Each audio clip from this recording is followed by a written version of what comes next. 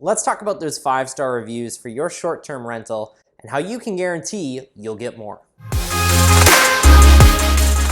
So by the time this video gets released, I will have been on Airbnb for 7 or 8 months now. And within that time, I have yet to get anything less than a 5-star review.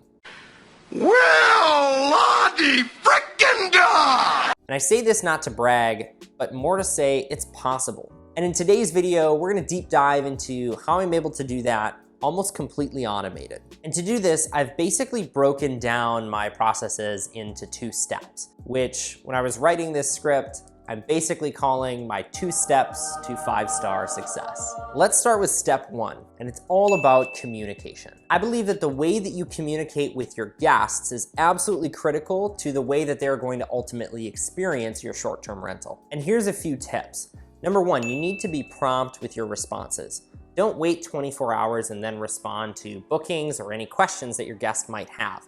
Make sure that you have your notifications turned on your phone and respond to guests as soon as possible. The other piece of this is automating messages that make sure that your guest feels that you're in constant contact. Now, I basically have 2 messages that I send to my guests before they ever arrive at my property. The first is a quick reply, which I add a little bit of context depending on if they're reserving my place for a birthday, staying in town for a couple of days, or they're looking for a long vacation. I like to add a little bit of context to that message, as I've talked about in previous videos. So with that second message, it basically details a lot of the check-in details, but also different things that are around the property, different wineries that they can go to, different places that they can see, and different restaurants that they can go and experience. And one message that for me has done wonders to my business and making sure that I can get more 5-star reviews than I previously was is the following message that I send to my guests after they've actually checked out. And that goes as follows. Hey, insert guest name. It was a pleasure hosting you at the cabin. I really hope you were able to enjoy and relax. Thanks for leaving the place in good shape. I'll be leaving you a 5-star review tomorrow when Airbnb allows, but I would be so appreciative if you could leave a review as well. Reviews go a long way in helping me to continue to reach new guests on Airbnb. Also, let me know if you're ever in the area again. I'd love the chance to accommodate you again, Alex. And one key thing that I do that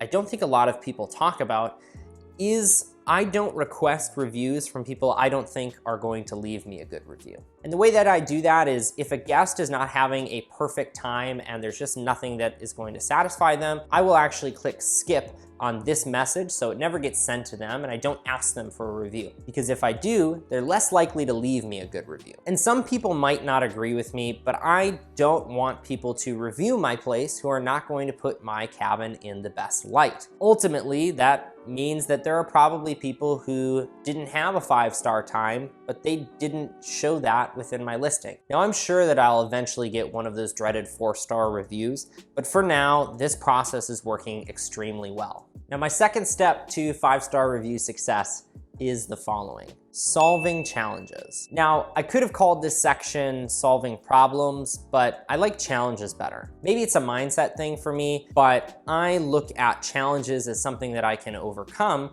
whereas I might look at problems as something negative and inconvenient. And I never want to see my guests or my properties as something that's negative or inconvenient. Now, I've talked a lot about this on previous videos, but when you have a short-term rental property, things are going to go wrong. You lose power, a pipe freezes, the hot tub doesn't heat up in 2 seconds like a guest wants. Regardless of what it is, I suggest that you are always taking a proactive approach. Don't wait for a guest to say, hey, you need to do something for me because XYZ didn't work when I was there. I am always proactive, and I think that that shows when guests leave me a 5-star review, even when things weren't necessarily working 100% correctly during their stay. And one of the best tips that I have in being proactive is when something doesn't work perfectly for a guest and you start to think about, oh, should I refund this guest a night? Don't do that. Instead, I'll say, hey, I really apologize that XYZ happened,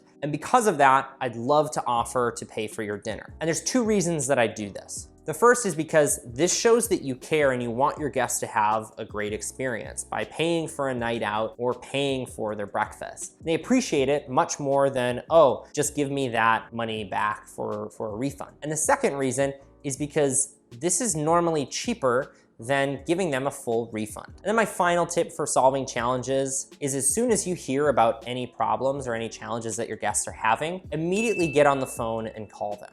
A lot of times guests just want to be heard. And by listening to whatever problem they're having, a lot of times you can solve it in the moment, but if you can't, they'll know that you were there when they needed you to be there. And with this, more than anything, be empathetic and kind. We're not in this business solely to make money. Now, by implementing these 2 steps for 5-star review success, I absolutely know it's gonna help you, help grow your business, and get you more 5-star reviews. And what do you find most helpful for getting those 5-star reviews? Let us know in the comments. But before you go, check out this video. I think you're gonna like it.